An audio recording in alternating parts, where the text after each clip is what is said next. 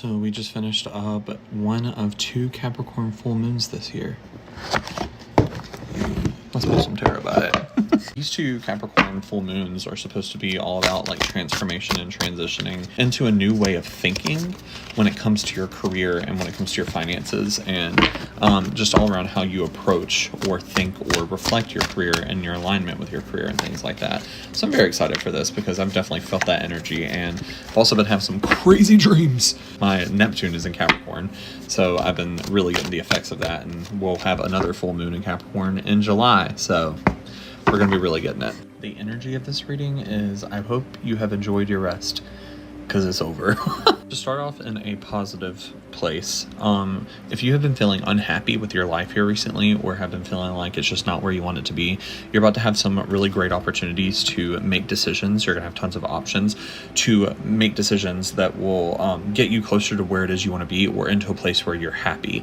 But the thing that you have to remember is that what makes you happy, or you looking or being happy, that definition has changed from the last time that you imagined you happy to now when you're about to have the opportunity to be happy. And now whenever you are ready to make these decisions, when these options come to you, you're gonna have to make like decisions very quickly. You're not gonna have a whole lot of time to stop and think about it, but you've been thinking about it for a while. You've been having these like what if scenarios in your head. You've went through like what if this, what if that, if this happens, am I gonna make this decision? So what's really important right now is for you to make decisions very quickly so that things can't come in and distract you. That's the biggest thing, is that you're going to be distracted by, or you're going to be tempted to be distracted by all of these decisions and all these opportunities that come to you, and you've got to pick the ones that stay with like the eye on the prize, the money on the prize, like where it is that you want to be and what's actually going to bring you happiness now, not just what would have brought you happiness once upon a time. For most of you, I feel like this is probably going to start honestly next week or this week, because it's currently Sunday, 1:11 a.m. Central Time, 1:11 on the clock, so keep that in mind. The things to keep in mind is that you have become really good at learning to when to let go of something. So just as quickly as you're going to have to make decisions on what to choose, you may have to make decisions on what to let go of very quickly. If it does not serve you, if it does not take you or level you up to that higher place that you want to be at, if it doesn't bring you into the next level, if it doesn't bring you that new type of happiness that you want, it's got to be let go of. It doesn't matter if it would have made you happy once upon a time. It doesn't matter if it's what an old version of you would have wanted, now delivered to you on a silver platter. Those are just old manifestations that got clogged and backed up and have blockages put in the way because you were not aligned to bring in your manifestations. But now you are. So all of those manifestations are pouring in. You have to be able to sift through them very, very quickly. So some things will have to be let go of just as quickly as new things are brought on. And I feel like some of you have probably already started to see this happen probably over the past couple of weeks. So just continue to do what you've been doing, or to add this advice to it. So just be diligent about what it is you let go of and what it is that you hold on to. Some of you have been wishing for and manifesting a like divine partner or like a soulmate, and congratulations, babe, because they're coming in. For some of you though, it's someone that you have been praying like, please God, please universe, please whoever, please make them step up as my soulmate. And a very small group of you, I can feel that, where it's like you've been just really wanting the specific person to step up. Like it's someone who's been in old love that maybe things got rocky, or things needed to change, things needed to shift, or maybe it's like an old friend that you have loved for a long time or something like that. But things are about to shift where they are going to come in. But you have to keep in mind, what would you do if you didn't know that? What would you do in this moment if you didn't know that? Would you still prioritize them as a friend or as an old love? Like, how would you treat them in that moment? Like, if you didn't know they were about to come in, or if you didn't know that you've been manifesting this or wishing for this? Because the way you treated them when you didn't know for sure if they were going to be your soulmate, or when you didn't know for sure that you were going to end up with them, that is what makes them fall for you and has made them fall for you. That is what has made them open up to you, is because they enjoy who you are when you're not necessarily trying to win their heart. And for the rest of you, this is somebody that's going to come in and they're going to be very familiar. There's going to be a very familiar feeling to them, where they're going to seem to have all the right things from the wrong people, if that makes sense, but they're going to have all the right things in one. They're going to be like the complete package, where you've just been getting pieces of the package up to this point, or like crumbs from the package up to this point. They're going to be the full thing.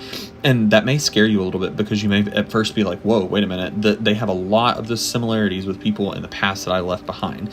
But don't allow that to hold you back, because your intuition is going to be telling you like, this is them, this is the person I've been trying to bring in, this is who I've been manifesting. And I feel like some of you have been entertaining other people that are almost the full package, but they're just quite not. Like they're just not quite it.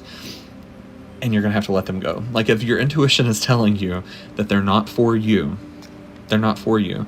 And someone who is very good for you and that is the complete package is about to come in because you've been manifesting it. You've been wishing for it. You've become really, really, really good at judging, and not in a negative way. You're just really, really good at being diligent about who you let into your energy and into your circle and who you don't. You no longer question yourself when you say, you know what, I think I need this person out of my life. You know what, I think I'm gonna block this person. You know what, I don't think I'm gonna talk to this person again. You know, like you've become very good at that, and also like a no bullshit kind of way, like where you're not going to sit there and just like go back and forth with someone over text message or over explain yourself. What, like once the disrespect is done, it's done, you know.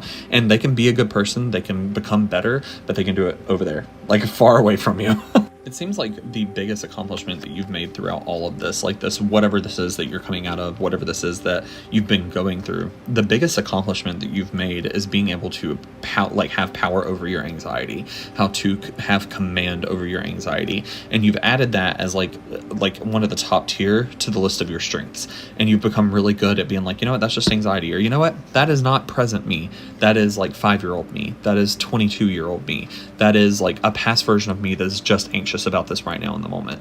And because of that, that is why like moving forward, you're going to be able to sift through anxiety so easily, and even sift through like conflict, because I feel like anxiety contributes a lot to conflict because it can hold you back. It can cause you to overreact. It can cause you not to know how someone means something, and so on and so forth. And so now you've become really good at just being like at delegating through it and understanding this is my anxiety, it's nobody else's responsibility, but also understanding that when people try to make it their responsibility or guilt you for it or something else, you can say, hey, this is who I am. Like, this is me. I'm happy and I'm comfortable with who I am, and I've come a really long way. If I tell you I've got it, I've got it. Like, you don't have to try and fix it. There's nothing that you have to do. This is a me thing, so give me my space and let me do my thing. Throughout this, you've had to practice a lot of patience. There's no really other way to put that. It's that simple. You've had to practice patience a lot. You've had to learn patience. You had to acquire patience. You've had to become a master at being patient.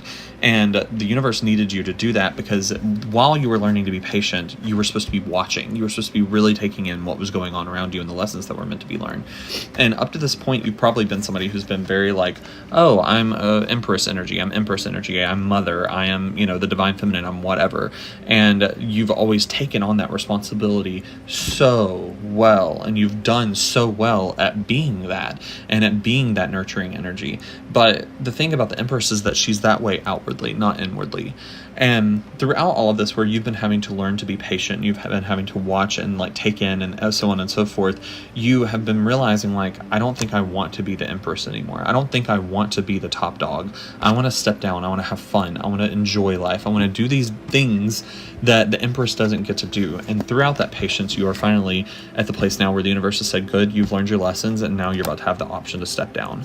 Now you're about to be able to stop nurturing other people just so that you can experience life and see what it has for you and how it can nurture you rather than you nurturing it. And a big part of that is that you've learned how to have duality, how two opposing things can exist in the same place, how it can seem like, oh, I'm over this pain, but it is still part of me. Those two things can exist at the same time without holding you back.